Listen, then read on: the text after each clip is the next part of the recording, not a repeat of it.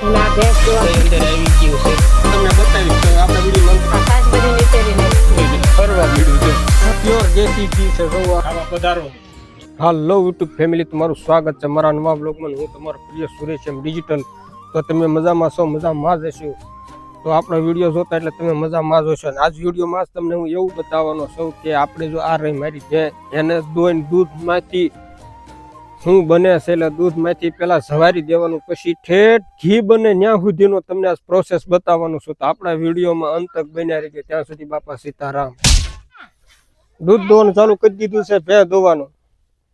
તો તમને દૂધ અંદર ડોલમાં સી પણ બતાવી દઉં છું. અમે આ ભેંસ દોવાનું ચાલુ કરી દીધું છે. તો આ દૂધ છે, ભેંસ દોવાઈ ગઈ છે. હાલો એને હવે સવારી દેવાનું છે. તો આપણે દૂધ સવારી દેવી છે. દહીં થઈ જાય એટલે આપણે સાઈઝ તાણવાની છે. એટલા માટે તો આ લઈ દઈએ આ ડબલામાં દૂધ. આ દૂધ છે અને એની અંદર આપણે આ સાઈઝ નાખી દેવાની છે એટલે દહીં થઈ જાય. તો આ સાઈઝ નાખી દીધી છે. દહીં જામી જાય તો તમને બતાવીશ. તો આપણા વિડીયો મંતક બન્યા રહીજો.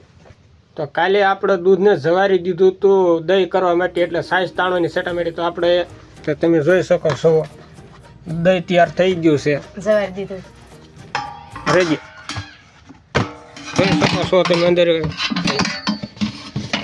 તો જો દહીં અંદર આવી ગયું છે.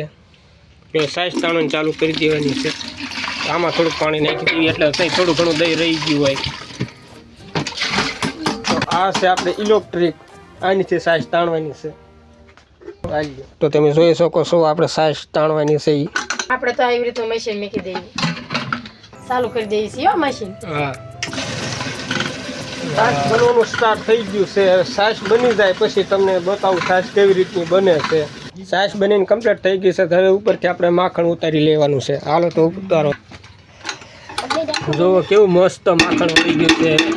દૂધમાંથી દહીં બનાવ્યું, દહીંમાંથી હવે માખણ બનાવ્યું છે. ને હવે આમાંથી આપણે બનાવવું છે ઘી. તો હવે તમે આપણા વિડીયોમાં બન્યા રહીજો. તો હવે આ માખણ ઉતારે છે, બતાવતો રહીશ તમને. તો જો માખણનો મોટો લાડવો બનાવવાનો છે. માખણનો આમ જો આમ સુપર. આવી રીતના આ માખણ ઉતારવાનું છે. આ સાસ બધી નીતેરી લાખી. આ માખણ છે. હવે આને આપણે તાવી નાખવાનું છે અને પછી ઘી બનાવવાનું છે. કેટલી પ્રોસેસ છે એ તમને બતાવી જ છીએ. તો કાલે આપણે દહીં જમાડ્યું હતું, એનું આજે સાઈઝ તાણીને માખણ ઉતારી લીધું છે. ઘી બનાવીને એની અંદર શું બનાવવાનું છે એ પણ તમને બતાવીશ. તો આપણા વિડીયોમાં અંત તક બન્યા રહી ગયો. શું કરવાનું છે? ઘી બનાવવાનું, સાસુલે સડાવી દેવાનું. તો આવી રીતનું આ માખણ તપેલામાં મૂકીને ઘી જો કેવું હરવા મળ્યું. જો ઓગળી જાય, ઓગળ છે અને એ બનશે ઘી. તો હવે ગરમ થવા માંડ્યું. જુઓ ઘી આવી રીતના ભાંગી નાખવાનું છે. એમ હા, હમણાં હા ઓગળી જાય.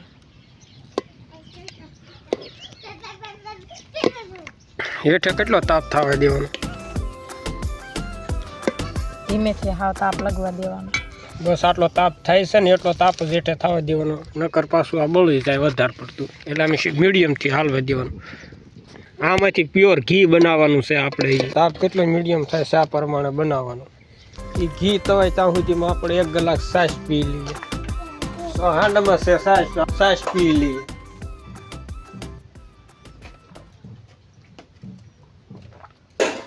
બસ મસ્ત સાઈઝ છે. હવે ઘીની પ્રોસેસ કેટલે પહોંચી છે હાલો આપણે એ જઈને જોઈ લઈએ. ઘીની પ્રોસેસ આટલે પહોંચી ગઈ છે. આપણે ઘી બને ત્યાં જ બેઠા છીએ. તો જોઈ શકો છો ઘી ધીરે ધીરે બનવાની તૈયારીમાં જ છે. ફરતું ફરતું જો આ તરે છે, આ કીટું છે સાઈઝનું જોવા રહ્યું. કારણ કે જે આપણે માખણ વખતે સાઈઝ જે સાથે આવી ગઈ હોય ને એ અત્યારે બળીને એવી રીતનું કીટું બની જાય. એ જોવો બની ગયું છે. જો પ્યોર થઈ ગયો, પીળું. જો આપણે નીચે ઉતારી લઈએ.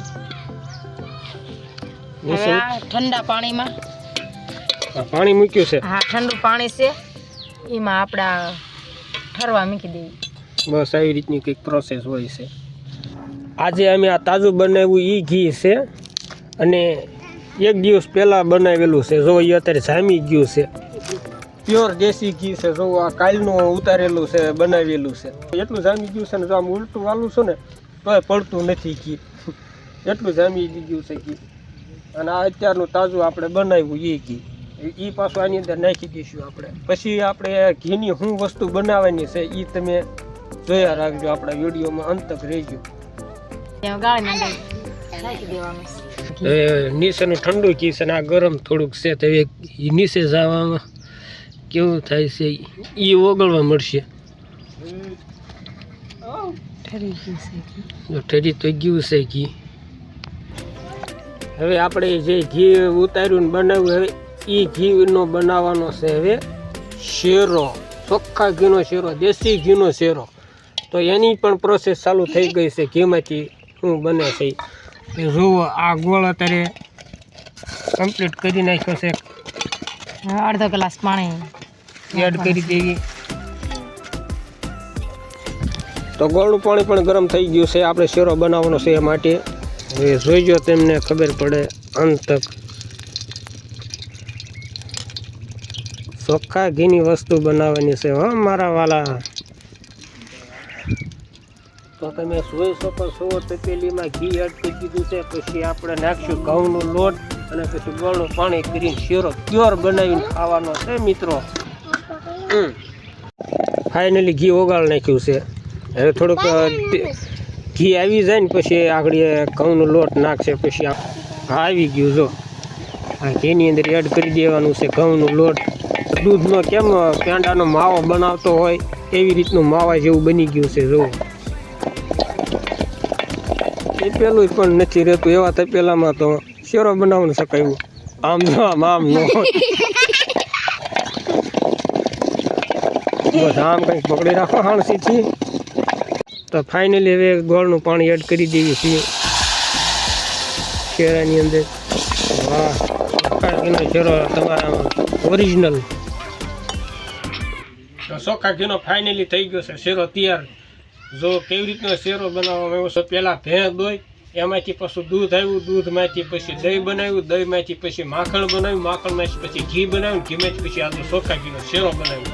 તો બધા સબસ્ક્રાઈબર મિત્રો આવો, આ તમને આમંત્રિત કરું છું આપણા ઘરે શેરો ખાવા પધારો.